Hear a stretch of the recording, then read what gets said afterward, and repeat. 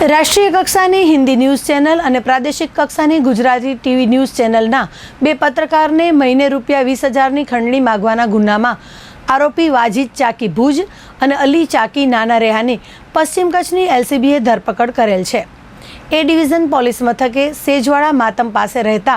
મોહમ્મદ હનીફ અહમદ સમેજાએ આ શખ્સો સામે પોલીસ ફરિયાદ નોંધાવી છે।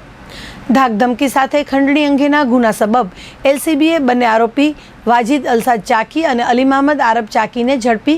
આગળની કાર્યવાહી માટે એ ડિવિઝન પોલીસને સોંપ્યા છે।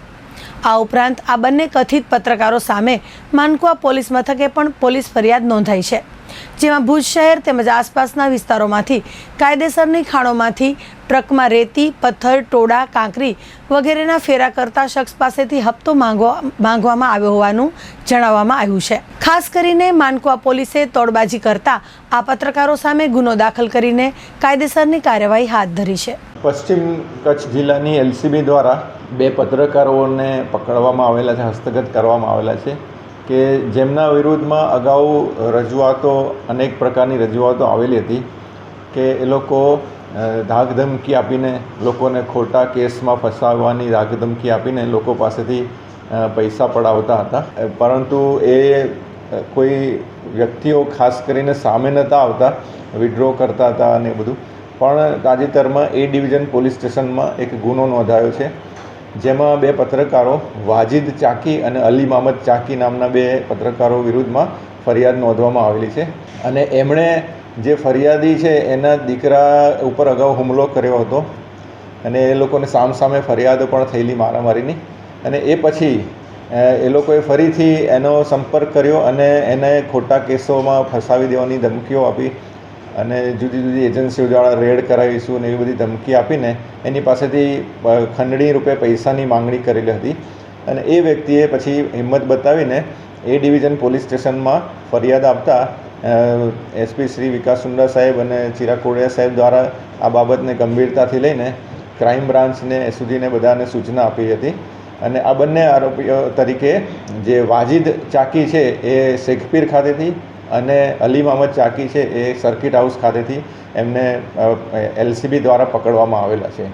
અને આ જે કાર્યવાહી થઈ એનો ધ્યાન પડવાથી માનકુવામાં પણ એક ફરિયાદીએ એમની વિરુદ્ધમાં ફરિયાદ આપેલી છે અને એ ફરિયાદી એમની ટ્રક છે અને એ ટ્રકના ડ્રાઈવરને આ લોકોએ આજથી લગભગ 1.5-2 મહિના પહેલાં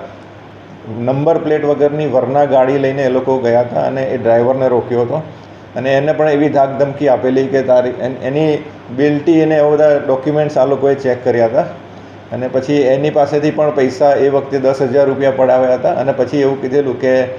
તારે દર મહિને ₹10,000 આપવા પડશે, નહીં તો તારી વિરુદ્ધ અમે ખાણ ખનીજમાં, પોલીસમાં એ બધી જગ્યાએ અમે કેસ કરીશું।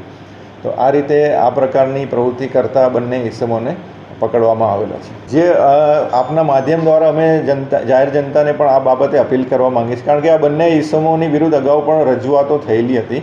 પણ કોઈપણ કારણોસર, ડરના કારણે કે કોઈપણ કારણોસર એ લોકોએ આગળ આવ્યા નહોતા। તો એ લોકોની વિરુદ્ધમાં આ લોકોએ જો કોઈ પણ વ્યક્તિ પાસેથી આવી પ્રકારની કોઈપણ પ્રકારની રકમની માંગણી કરી હોય, આવી ઓળખ આપીને કંઈ પણ રકમ માંગી હોય કે કોઈ પણ પ્રકારની ખંડણીની માંગણી કરી હોય, ધાકધમકી આપી હોય, તો એ લોકોને જે તે પોલીસ સ્ટેશનનો સંપર્ક કરવા માટે અપીલ કરવામાં આવે છે અથવા તો જે કચ્છ જિલ્લાની જે હેલ્પલાઇન છે એમાં પણ એપ્રોચ કરવાની વિનંતી કરવામાં આવે છે। તપાસનું સ્ટેટસ એ છે કે આ લોકોને અત્યારે પૂછપરછ કરવામાં આવી રહી છે અને મેઇન કે એ લોકોએ જે આ પ્રવૃત્તિ કરી છે એના ડોક્યુમેન્ટરી એવિડન્સ, પછી જે તે જગ્યાના સીસીટીવીના ફૂટેજ છે, આ છે તે ટૂંકમાં એમની વિરુદ્ધમાં જે કંઈ પણ એવિડન્સ મળી શકે એ એકત્રિત કરવાની અત્યારે પ્રોસિજર ચાલુ છે। હા, એ રિમાન્ડ માટે એ એલસીબી આ લોકોને હસ્તગત કરીને આ લોકોને પોલીસ સ્ટેશનને સોંપેલા છે અને પોલીસ સ્ટેશનના જે આઈઓ છે એ આગળની પ્રોસિજર કરશે। એમને જે રિમાન્ડના મુદ્દાઓ હશે, ખાસ કરીને મુદ્દામાલ હસ્તગત કરવાનું, પછી ક્યારથી એ લોકો આવી પ્રવૃત્તિ કરતા હતા અને એવા ઘણા બધા મુદ્દાઓ છે જે ધ્યાને લઈને એ લોકો રિમાન્ડની પ્રોસેસ કરશે।